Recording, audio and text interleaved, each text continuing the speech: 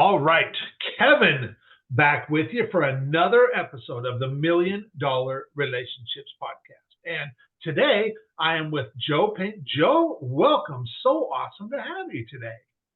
Thanks, Kevin. Thanks so much for having me. Really appreciate it. Oh, absolutely. I have been looking forward to this. And I want to start by giving a shout out to Heather Porter. I'll tell you, I love Heather. I love who she is. I love the way she shows up. And, I had the opportunity to interview her for the podcast. And she, after having the experience, she was like, Kevin, you have got to interview Joe for the $1,000,000 Relationships Podcast. And so she connected us. You and I had a conversation a week or so ago. And here we are. Joe, I'll tell you, I was totally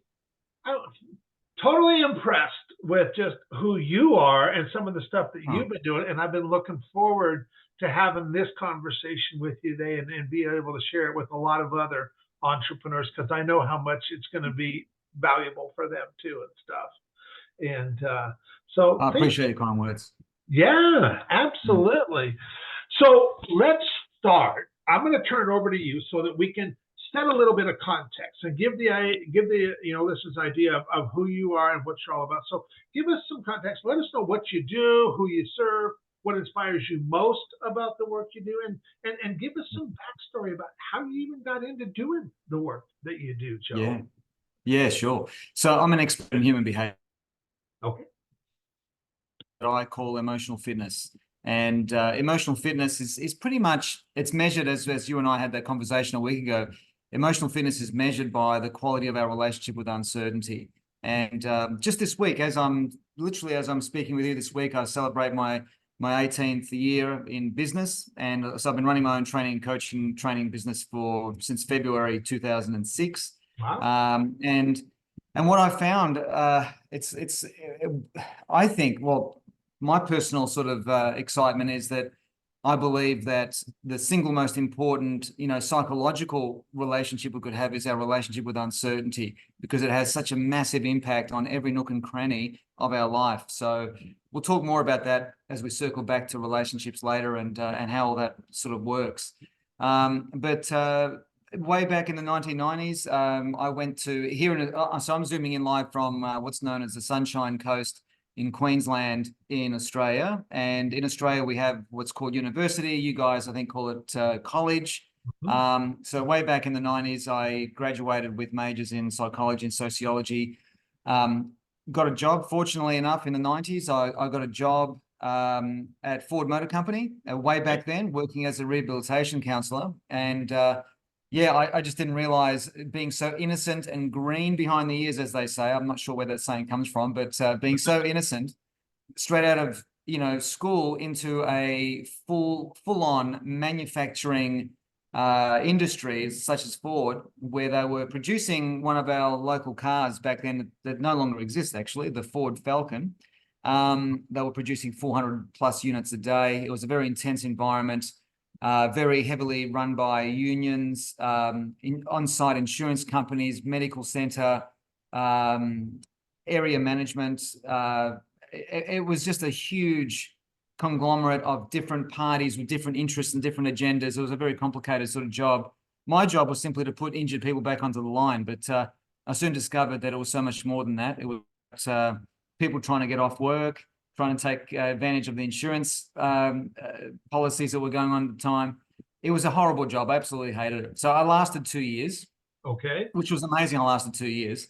The only clarity I had back then was I wanted to work with people in a meaningful way, in a resourceful, positive way, not just throw me into any sort of swimming pool. It's like, so I kind of got lost and I wasn't sure what to do. And I got an opportunity to work in a local real estate business, a real estate sales, but residential sales business run by a father and son. And I pretty much went there in the thought that, well, this will be good.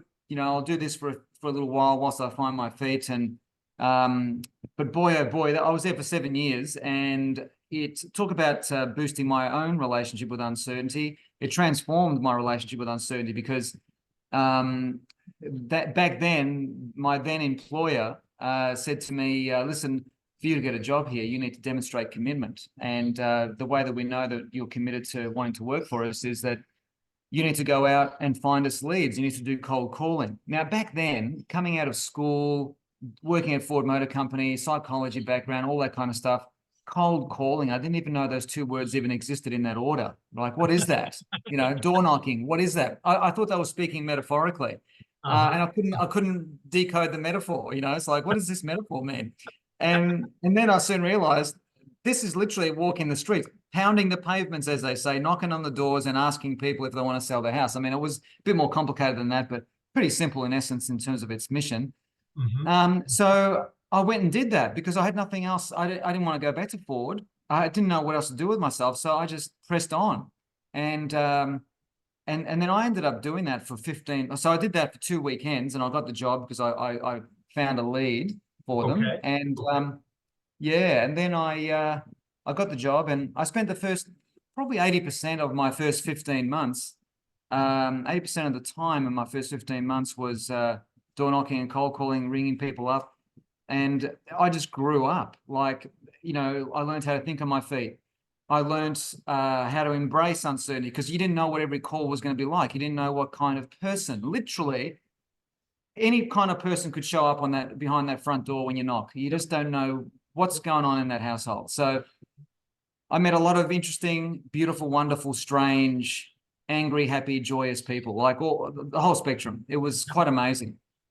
And so I worked in real estate, as I said, for 7 years. And then for about 5 years, I loved it. The last 2 years, I became disengaged and started to lose motivation. And what used to excite me about the accolades and the awards and the rewards and the attention and the significance and everything like that just seemed to lose its power. And I just wasn't switched on anymore with the motivation to do better. And I was confused by this. And I don't know about you, Kevin, but do you have little voices going off in your head? Regularly. Well, I don't know if you know this, but there's a field of therapy known as ego state therapy. And in ego state therapy, they actually say that there are up to 15 different voices that exist within the one functioning human being. And I don't know about you, but when I read about this and discovered this, I was completely relieved because I thought, oh my God, so I'm normal. Like these voices are, kind of normal. They all take on their own characters. And so what happened with me was I had a voice in my head saying, you're getting depressed. There's something wrong with you. Why aren't you interested in all the things that used to interest you? Why aren't you excited by the things that used to excite you? And this actually contributed to my work, to my book, and to my work in emotional fitness. I didn't know at the time that this was going to contribute anything to anybody, but I'll circle back to that. So I was lost again, except this time completely lost. I didn't know. I just didn't know what was going on. When I left Ford and went into real estate, I was still motivated and interested and engaged and wanting to make money and be successful and do all these things. But this was different. This was like complete disengagement. So fortunately, blessedly, serendipitously, whatever the word is, whatever, I don't even know how to say that word. It sounds good to me. Sounds good to you. Fine. I was home one weekend, and my wife Silvana, one of her best friends, was over having a coffee, and she was unusually perky and excited. Like her energy is normally quite mellow, but this particular weekend she was really like on a real high, and I couldn't believe what I was seeing. And I said, "What's going on? Why are you so happy? Like, what's going on?" She goes, "Oh my Lord, I went to this, residential meditation retreat on the weekend, and it blew my mind. And it was this, and we did this, and we did that." And she just didn't stop talking. And I asked her, "So what is this? What do you mean meditation retreat, residential retreat? What does all that mean? And what's this breath work? What are you talking about?" And then she gave me the names of the people who ran this particular business. And back then, this is still, what is this? 2003. So the websites back then were pretty simple. And I got onto the website of these people that taught people how to meditate, and it was like a teacher training course in qualifying you as a teacher of meditation, but you had to learn all the craft first.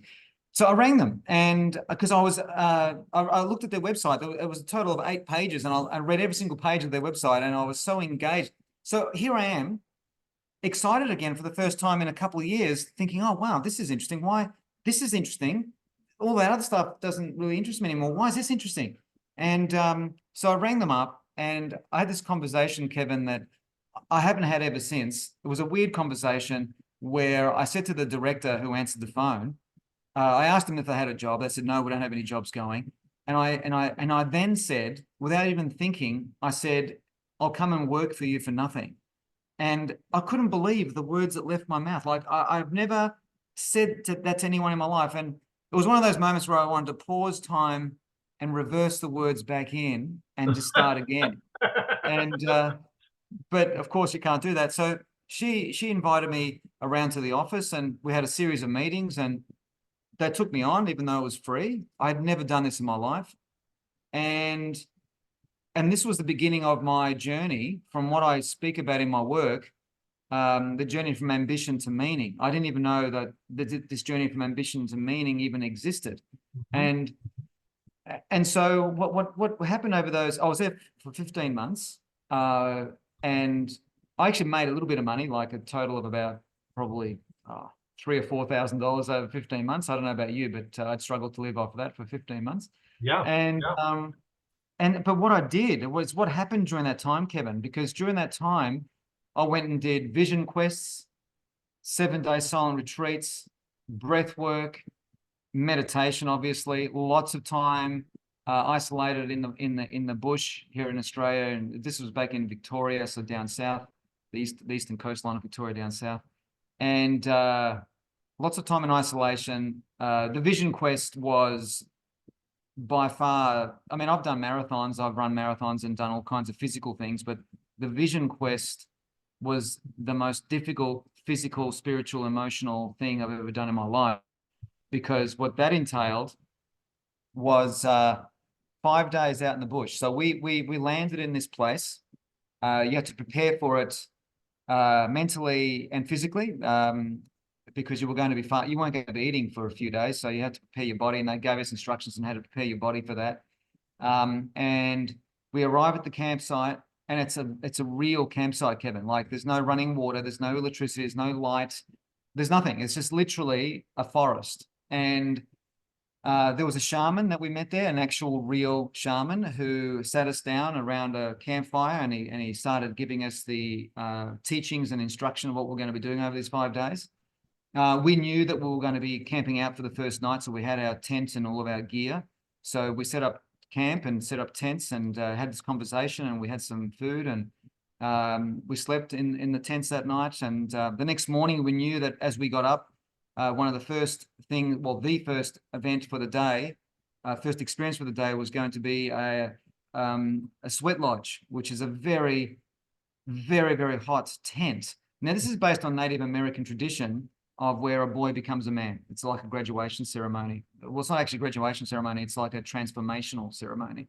And so the sweat lodge was very, very hot. Like it was in the mid to high 40s. I'm talking Celsius, so whatever that translates to Fahrenheit. It was very hot. And we were in this tent. There's 20 people. It was a gratitude circle, which meant we had to express our gratitude for something in life. So we would express something. There was 3 cycles that we would do. On the 3rd cycle, 2 ladies across the other way from me. The tent was very tight, fainted, and they opened the little flap to the tent, let some air in, and they got their consciousness back. And my ego was thinking, what the hell are you doing, man? You've really lost the plot. Like, why are you doing this? So we did this gratitude circle, and there was one person next to me who wouldn't stop talking. And when it came to my turn, I just said, I'm grateful for my life. Thank you very much. And I moved on to the next. I just wanted to get out of this tent. So we got out of the sweat lodge finally. That was a cleansing process. And then we had to go out into the forest and claim our spot for the next 72 hours, where we were going to spend 72 hours sitting in a circle of sticks and stones that we would create. Can't be within eyeshot or earshot of anybody. 72 hours, all you have is 10 liters of water, layers of clothing, a whistle in case you panic and you need to whistle for the shaman to come and see what your problem is. But you're meant to be there for 7 hours, staying awake, drinking the water when you need to, meditate if you can, but simply be with the nature as it is. No watches, no journals, no books, no pens, nothing. Just you and nature. And that was the part that I found one of the most difficult things I've ever done in my life. And it was so hard and yet so amazing. I remember the first night, as it got dark, we were in the middle of a moon cycle. So it was pitch black. Couldn't see the hands in front of my eyes. Pitch black. And as I got into the night, it started to slowly rain. And the vulnerability, the anger, the frustration, the ridiculousness, the laughter, the craziness was beyond belief. So this was work to undo the ego, to really go into an altered state, to see whatever vision is in your unconscious mind that you have for yourself. And so it rained that night. I don't even know how I got through the night. I had made a decision that when the light came, I was going to leave. I had just made that. My ego made that decision. It's just too hard. I'm going to leave.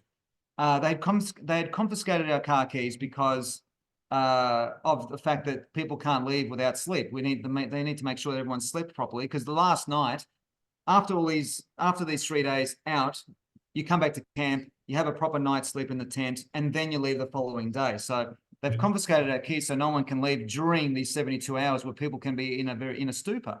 So the morning I made a decision, I thought, no, bugger this, I'm leaving. So the light came, I left my campsite on my circle, went to the campsite, and the shaman was there, lovely fellow. I remember his name was Roman, and he said to me, "What are you doing?" And I said, "I'm leaving." And he said, "Why?" And I was just angry and frustrated, and it's ridiculous. I can't see the point of it, la la la. And he somehow just looked at me and he said, "You're staying." And this guy just had this power, right? It's like, and when he said that, I thought, "You're staying, okay?" Well, because you're not going to drive, because you've been up for 24 hours. You're not going to drive you're not going to drive home. It was a 3-hour drive home. So you're staying. So we're going to place you back in the sweat lodge, except that it wasn't hot. And I'm thinking, what do you mean? So he put me back in this sweat lodge, and it was a tent, the tent, the actual sweat lodge. But as I said, it was just cool. It was just normal temperature.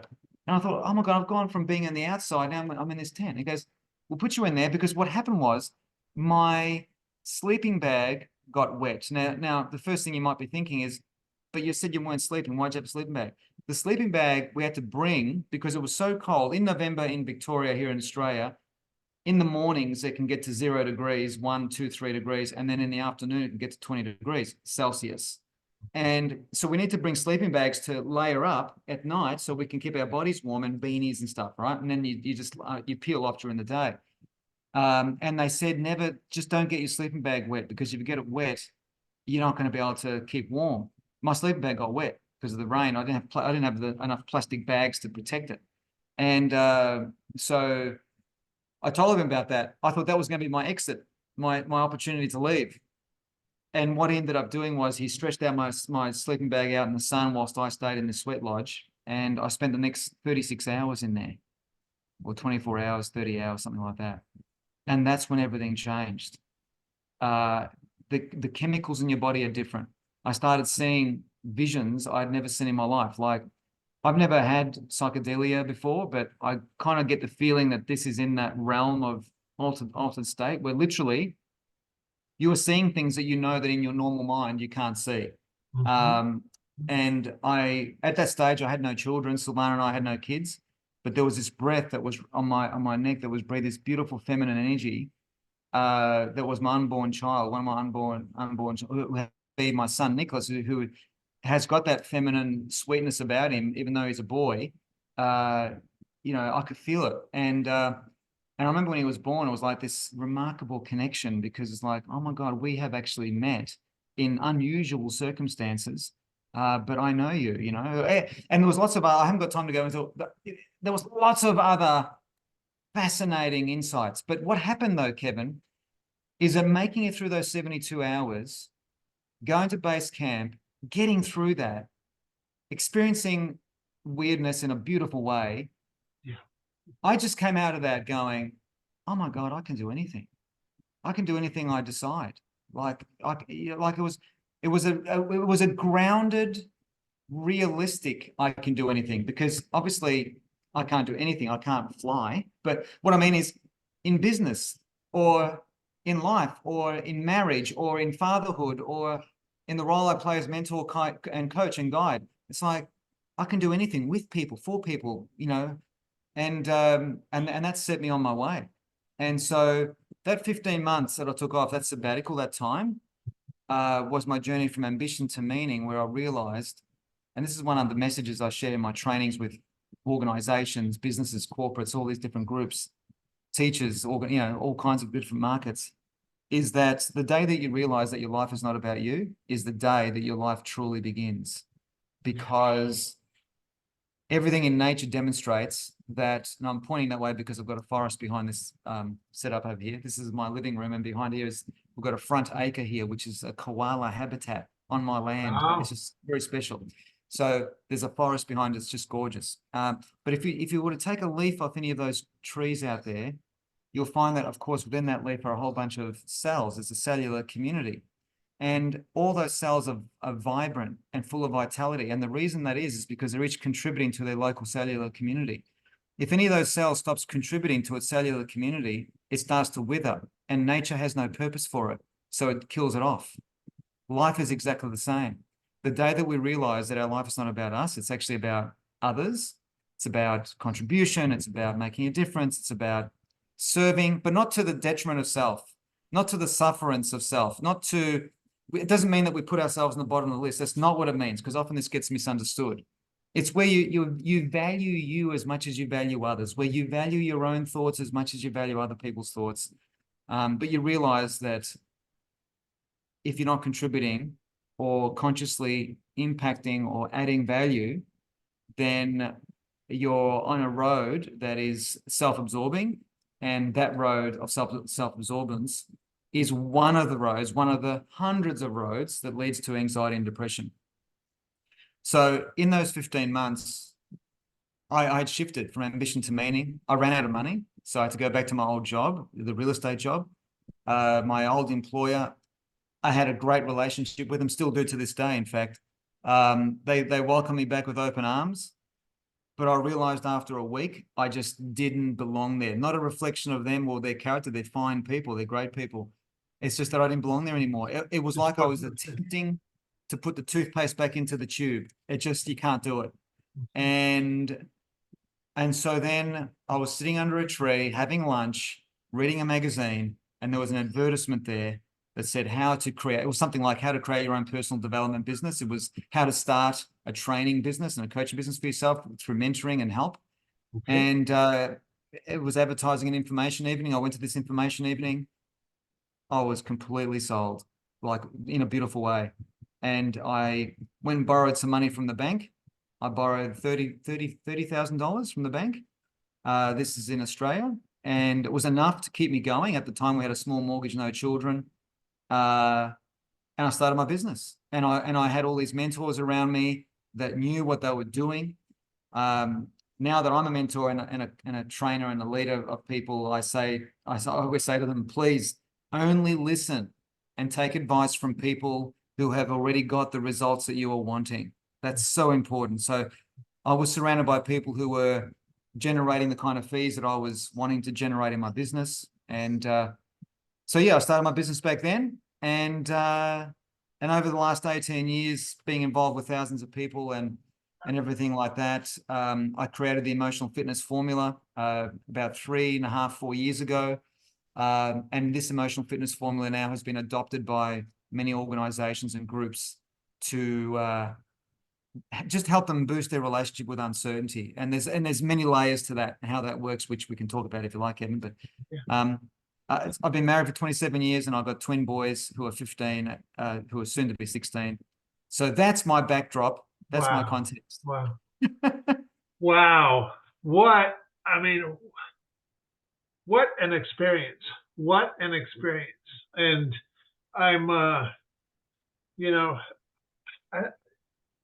I've been reading this book this week and last week, the Surrender Experiment. I don't know if you've ever heard of Michael Singer. Yeah, absolutely. I've got that book here. And I'm like, as you're sharing this, I'm just like, man, there's so much there, and I'm comparing it to what I've been reading from him and the experiences that he's had, and when we realize that it's not about us. Yeah. Yeah. And that it's, and I really appreciate what you shared, that it's not at the sufferance of ourselves. It's not that we No. forget about ourselves, No. but that we get to use our gifts, our abilities, to really serve others at the highest possible level. It's an amazing experience what happens and stuff. It's And incredible. Yeah. it is. It's absolutely incredible. And I know there's a lot of people that are listening to this that like they get it because they've had experiences like this and stuff. And Yeah. I think, man, this is just such perfect timing that you and I got connected through Heather at this point in time. And I'm just like, man, there are no accidents, there are no coincidences. Everything is happening in perfect timing. Yeah. So okay, so now that we've got a little bit of, and you're right, man, we could be talking here for hours. I mean, now Sorry, Kevin, I carried on a little bit. That's okay. But yeah, I mean, my mind is going for sure. Okay, but I'm going to stay on track. So now that we've got a little bit of context set here, and people have a little bit of an idea about, kind of what you do and how you even got there, which is just absolutely fascinating to me, Joe. I'm going to switch gears here a little bit, and I'm going to reiterate the question for the benefit of the listeners. Sure. So, have you ever been introduced to a person or persons that completely changed the course of your life or your business, so much so that much of what you have today would not be possible if not for this person or persons? And Joe, I am just really excited to hear your story and your experience around this topic of relationships. Yes. Yes.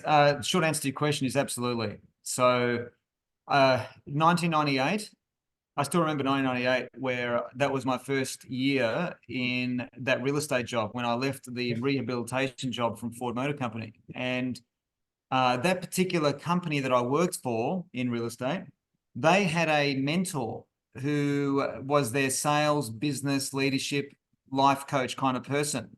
And he was the one that introduced me to the work of Jim Rohn and Zig Ziglar and people like this. I had never heard of personal development ever. Okay. And so he introduced us to these wonderful resources and these classic people like those two fellows and lots of other different trainers at the time. And so that put me on the trajectory of personal development. And I started reading all these books and started realizing, oh, wow, all these people are saying the same thing in their own unique way, which is phenomenal. But it was, it was about learning about how to fall back in love with self. It was learning about how to build your confidence and esteem. It was learning about how to, have a clean, strong ego without going into the arrogance sort of spectrum. How, all the fundamentals of, building rapport and relationships with people. It was just cornerstone stuff. So that introduced me to that personal development side.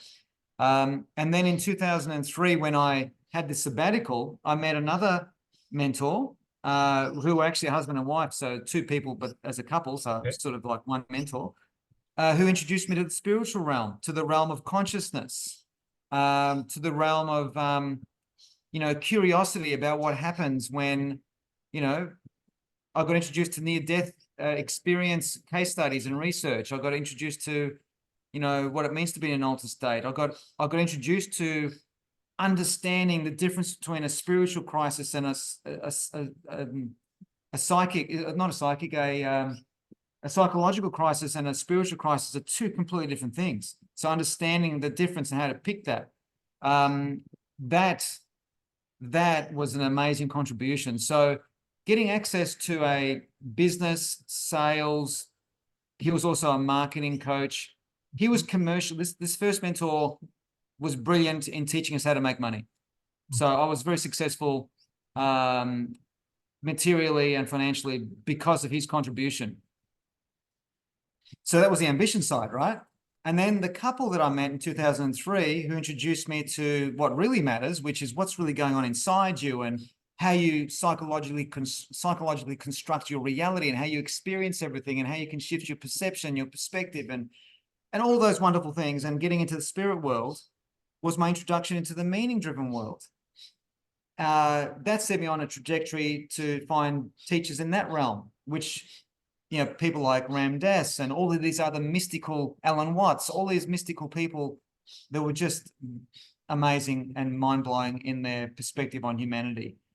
And then I met a third mentor who was the one who helped me, who taught me how to start my own business, my own training business. And funnily enough, she was kind of like the glue that brought the ambition and meaning together, where I was going to learn how to make money in a meaningful way. And so that third relationship was key in helping me integrate ambition into meaning so I could make money only when I was being of genuine value to my community, to my market, to that business that I'm training or delivering my work into. So that's been the journey of, and I mean, not to mention, of course, the massive difference it's made in my life in 1993 when I met my wife. But that's more personal, which I'm happy to talk about. But from a sort of like a purview of the last, 26 years, their three main mentors, funnily enough, they all came along at the perfect time like they always do. So this one taught me how to become commercially intelligent. This one taught me how to become spiritually intelligent. And this one taught me how to put it together. Yeah. I couldn't have written it better, Kevin. I couldn't have written it. Right. Yeah. And now I've met you. So let's see where that goes. It is so, this is just so fascinating to me because, I've had the same kind of experience where just the right people come into our lives at exactly the right time, and I've experienced it so frequently now that I've got to the point where I just expect it now, and I'm like, I whether you want to call it God, the universe, what have you, I'm just like, thank you. I'll have more, please, and it's just such an amazing place to come from. My buddy Jesse makes, he says, he's like, nothing to prove and nothing to hide.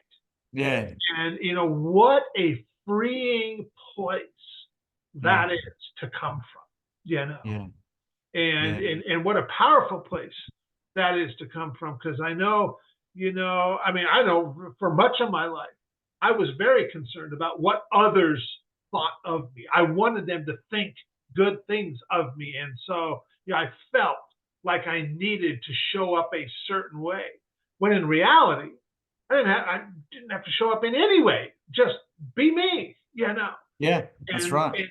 And that's how we make real, meaningful connection. Well, to add to your friend Jess's words, you've also got nothing to defend.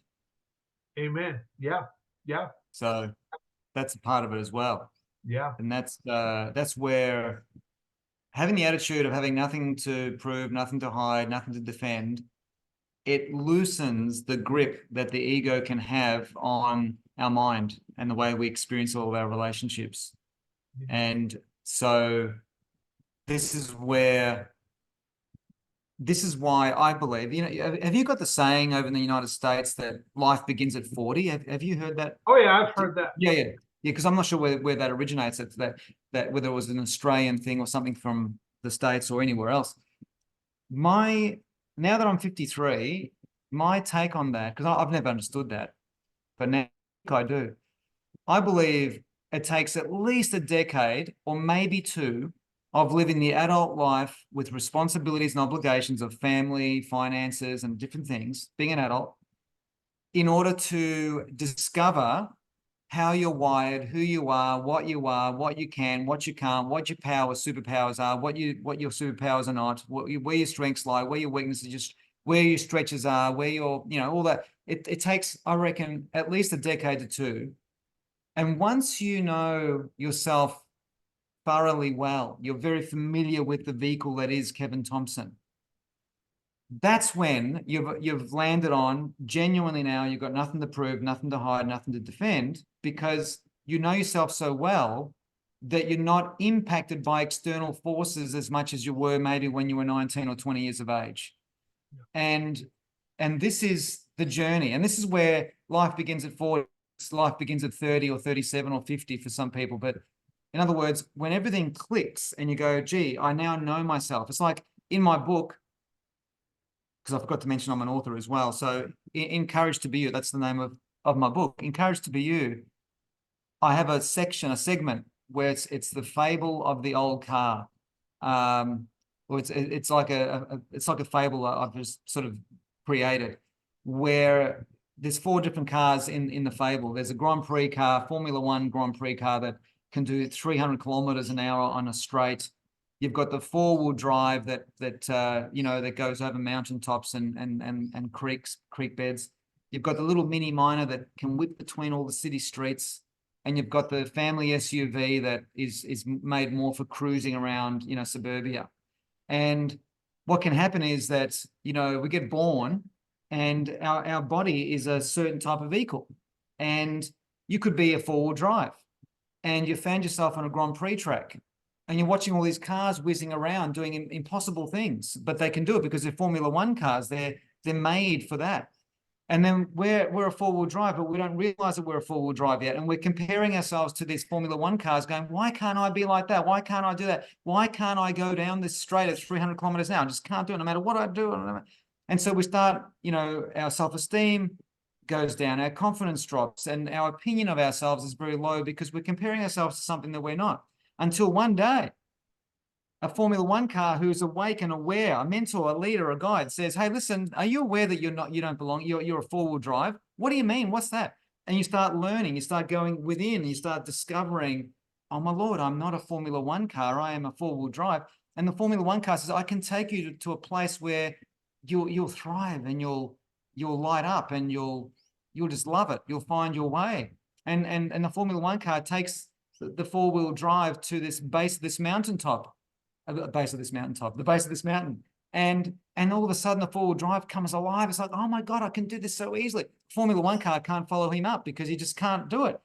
And then the 4-wheel drive car is going on all these adventures and meeting the 4-wheel drive car is going up the mountain and meeting all these other 4-wheel drive cars. And suddenly it's like, I know who I am now. I know what my superpowers are. I know what I can't do and what I'm no good at, but this is what I'm great at. This is what I can. And then the 4-wheel drive car is driving around everywhere. And there it is, the base of the mountain, discovers a Mini. And this Mini miner is lost. And it's trying to climb the mountain. And the story continues from there. So I believe that it takes a decade or two to work out what kind of car you are, metaphorically speaking. What kind of track suits you, metaphorically speaking. Because once you have found your superpower, putting ego aside, just what you do well, the road is open. Off you go. You go. So it takes time to figure that out. You got trial and error. And this is what, when we meet the right mentors along the way, or the right trainers, coaches, guides, it's like a pinball machine where they pinball you in the right direction. The mentor is there and the ball, that's us. And we go, gee, we're now going in the right direction because the mentor said, no, you got to go that way. You're a 4-wheel drive car. There's the hills. No, just keep away from the flat track. So I hope that makes sense, Kevin.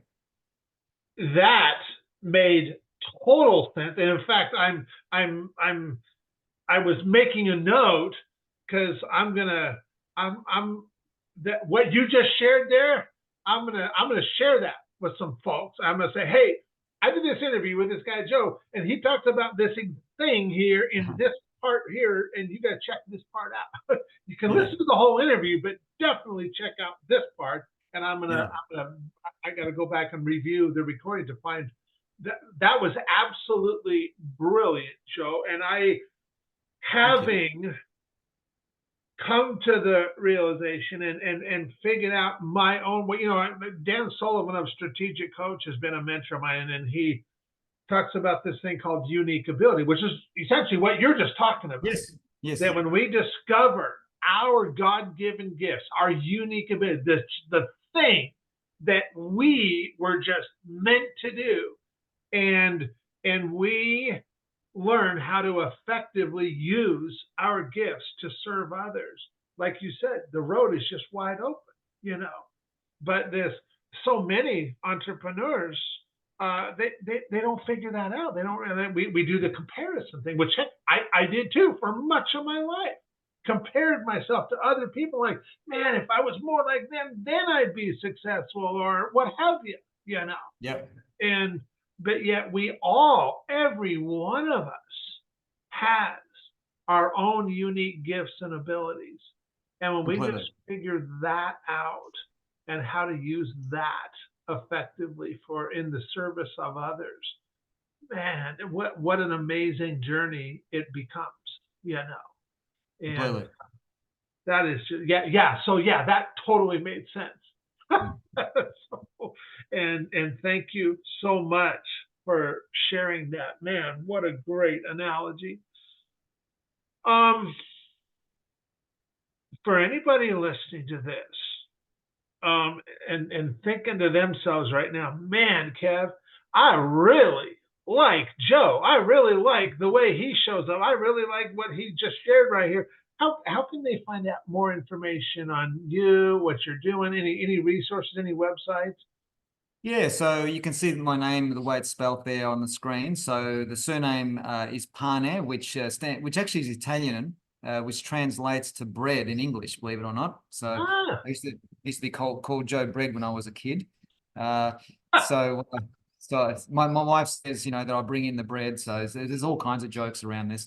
But so joepane.com.au. So being in Australia, it's .com.au. is my website, and also from there you can find me on Facebook, and also on LinkedIn, of course, and Instagram.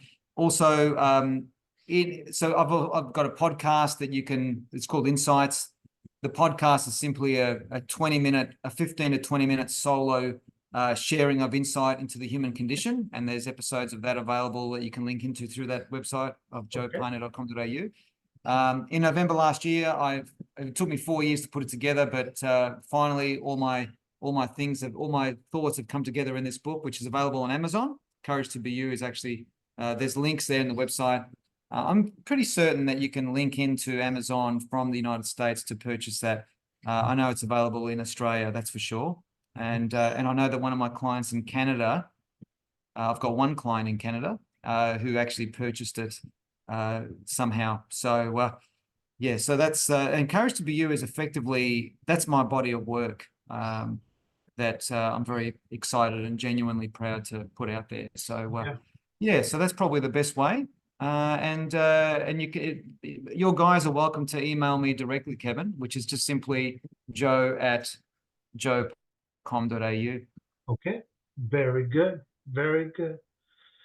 Well, the goal of this podcast has always been twofold. For you, Joe, being able to, honor a person or persons who have had a profound impact on your life and on your business, but on the other side too, for the listeners who are also entrepreneurs, founders, and CEOs, is I want to use these conversations to just inspire them to place a more intentional focus on creating more real, meaningful, rewarding, and profitable relationships in their own lives. And Joe, with your help, we definitely delivered on that today. So thank you so much for that. Any last thing you feel led to share before we call it a wrap? Yeah, look, I think a big part, as I mentioned just briefly at the beginning of our chat here today, is that I think that one psychological relationship, our relationship with uncertainty, that is the single most significant, psychological relationship we could have that has an impact on all of our results, whether it's the the money-making results in business, the spiritual results, the personal relationship results, our ability to navigate the guaranteed uncertainties, pressures, stresses, challenges, adventures of life is really, really important, because most people, unfortunately, have a very unhealthy relationship with uncertainty, correlated with fear, when nature demonstrates that uncertainty actually correlates with growth. And growth is a perpetual need of the human condition. As we all know, everything is either growing or dying. Markets are expanding or shrinking. Opportunities come and go. Our businesses are growing or dying. Everything is either breathing out or breathing in. So having a resourceful relationship with uncertainty puts us on the trajectory pathway to keep growing. And I can't speak highly enough of the importance of that.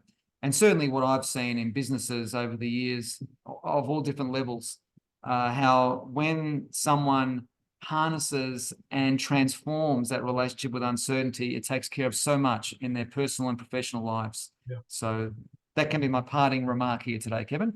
Yeah, that is perfect. That is perfect. Well, Joe, once again, man, this has been an absolutely amazing experience. Thank you so much for taking the time to have this conversation today. Really appreciate you. So thanks so much, Joe.